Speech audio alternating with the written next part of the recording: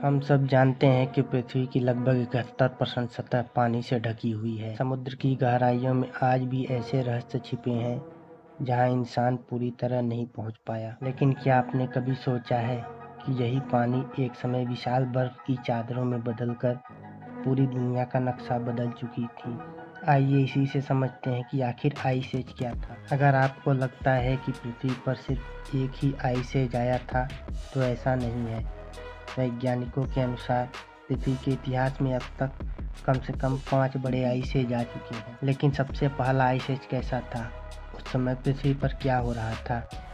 लगभग 2.5 अरब साल पहले पृथ्वी ने अपने इतिहास का पहला आइस एज देखा। वैज्ञानिक इसे यूरेनियस आइस एज कहते हैं। उस समय पृथ्वी का तापमान लगातार गिरता गया और धीरे धीरे इसका एक विशाल हिस्सा मोटी बर्फ और ग्लेशियरों से ढक गया। लेकिन एक सवाल अब भी बाकी है, जब पृथ्वी पर पहला आइस एज आया तब आखिर तापमान कितना गिरा होगा? और अगर इंसान नहीं थे तो उस समय इस धरती पर कौन था? वैज्ञानिकों का मानना है उस दौर में पृथ्वी का औसतन तापमान आज की तुलना में कई डिग्री कम था। कई जगहों पर इतनी ठंड थी कि लगातार पानी बर्फ में बदलता गया और धीरे धीरे विशाल ग्लेशियर बनने लगे। हैरानी की बात यह है कि उस समय धरती पर इंसान तो दूर, कोई बड़ा जानवर भी नहीं था।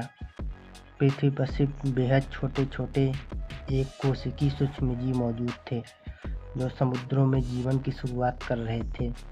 न जंगल थे, न पक्षी, न डायनासोर और न ही कोई स्तनधारी जीव। लेकिन करोड़ों साल तक चलने वाला यह बर्फीला दौर खत्म कैसे हुआ? वैज्ञानिकों का मानना है कि वातावरण में धीरे धीरे कार्बन डाइऑक्साइड की मात्रा बढ़ गई, जिससे पृथ्वी गर्म होने लगी और लाखों करोड़ों साल बाद बर्फ पिघलने लगी। लेकिन यह अंत नहीं था, क्योंकि पृथ्वी के इतिहास में एक और भयानक आइस एज आने वाला था।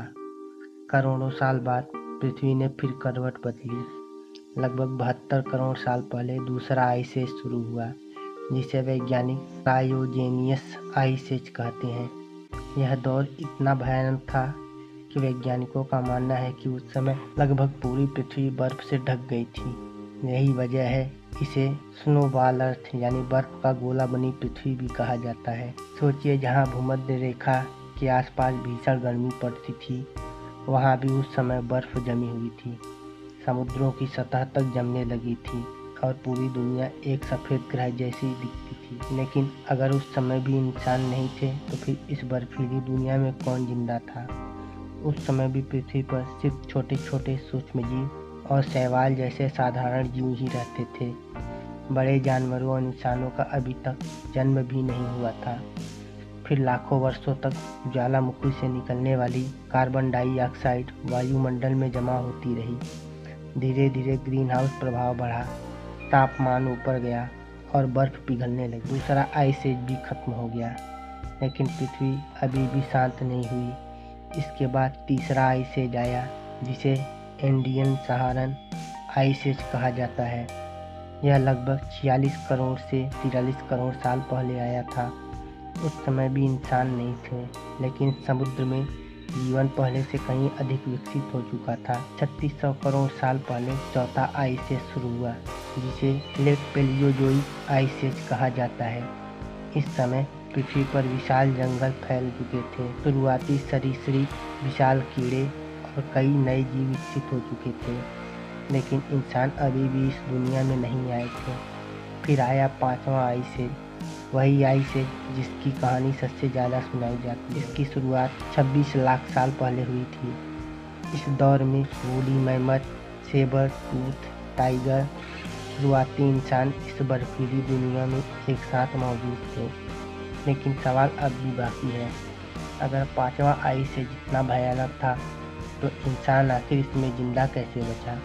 उन्होंने इतनी ठंड में जीवन कैसे बिताया? और सबसे हैरानी की बात, वैज्ञानिक क्यों कहते हैं कि हम आज भी इसी पांचवें आइस एज के एक गर्म दौर में जी रहे हैं?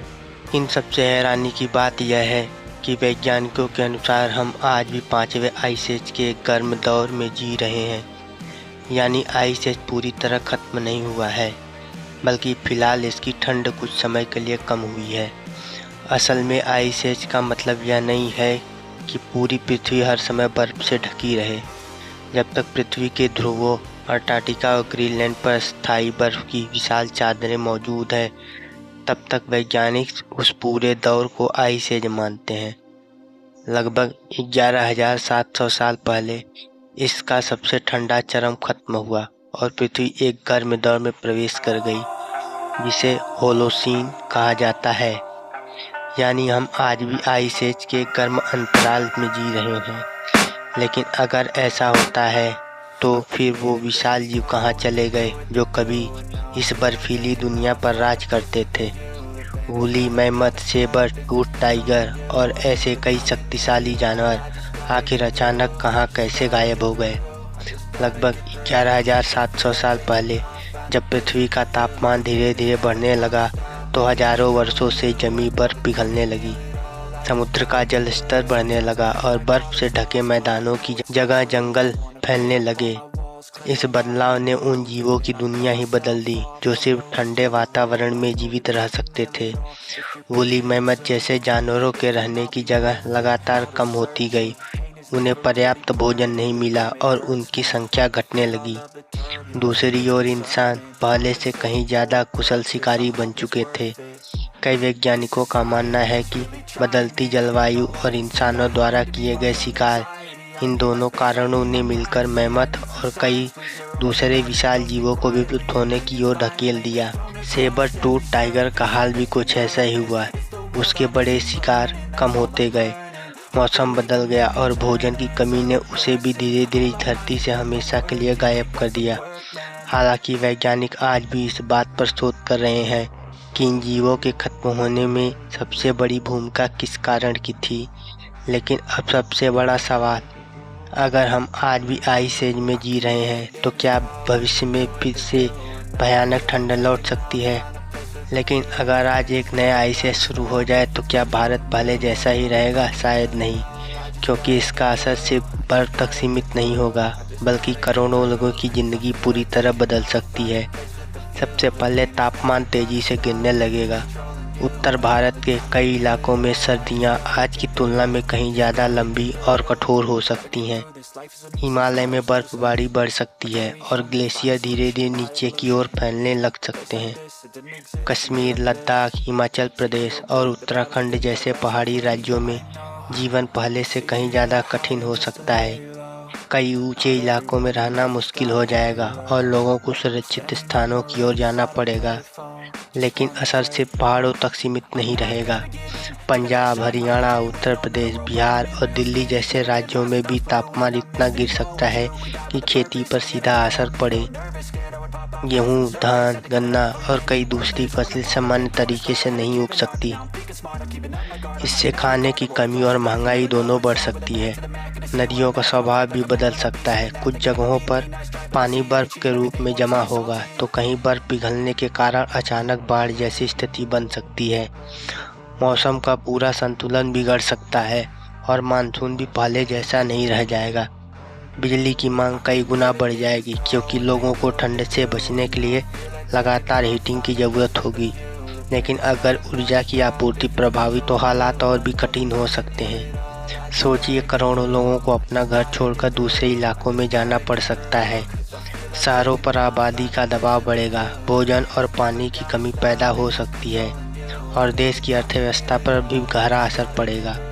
हालांकि वैज्ञानिकों का मानना है अगर भविष्य में फिर आइस एज आया तो इसका मतलब यह नहीं होगा कि पूरा भारत मोटी बर्फ से ढक जाएगा, लेकिन इतना तय है कि मौसम, खेती, पानी और इंसानों की ज़िंदगी में बहुत बड़े बदलाव देखने को मिल सकते हैं। और सबसे बड़ा सवाल, क्या सचमुच भविष्य में छठा आइस एज आएगा या इंसानों द्वारा पैदा की गई ग्लोबल वार्मिंग या प्रकृति चक्र को बदल चुकी है?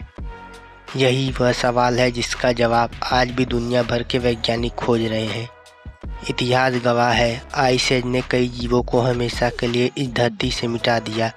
लेकिन अगर प्राकृतिक ने फिर वही खेल दोहराया तो अगला नाम किसका होगा? इतिहास गवाह है, आइस एज ने कई जीवों को हमेशा के लिए इस धरती से मिटा दिया। लेकिन अगर प्राकृतिक ने फिर वही खेल दोहराया तो अगला नाम किसका होगा? इंसान। और अब मैं आपसे एक सवाल पूछना चाहता हूँ, अगर आज रात से पृथ्वी का तापमान लगातार गिरना शुरू हो जाए और एक नया आइस एज शुरू हो जाए तो आपके हिसाब से सबसे पहले कौन सा देश सबसे ज़्यादा प्रभावित होगा? अपनी राय कमेंट करके ज़रूर बताइए। अगर आपको यह वीडियो पसंद आया है तो इसे लाइक करें और अपने दोस्तों के साथ शेयर करें। ऐसे ही रोचक वीडियो देखने के लिए हमारे चैनल को सब्सक्राइब करना ना भूलें। मिलते हैं अगले वीडियो में।